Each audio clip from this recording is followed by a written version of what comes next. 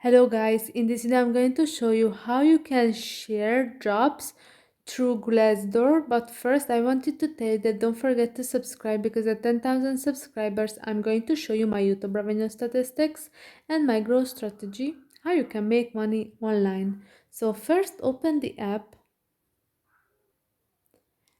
then if you saw a job and you want to share with someone that job, you can do that if you click on that offer, and after that at the top of the screen on the right corner you can see that share icon, and you can share through messages, messenger, Instagram and so on. You can see the options.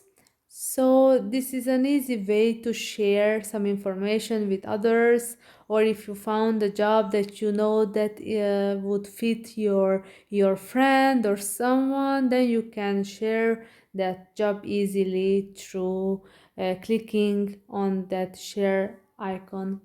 I hope this video was helpful for you. If it was, please consider subscribing, and see you in the next one. Bye bye.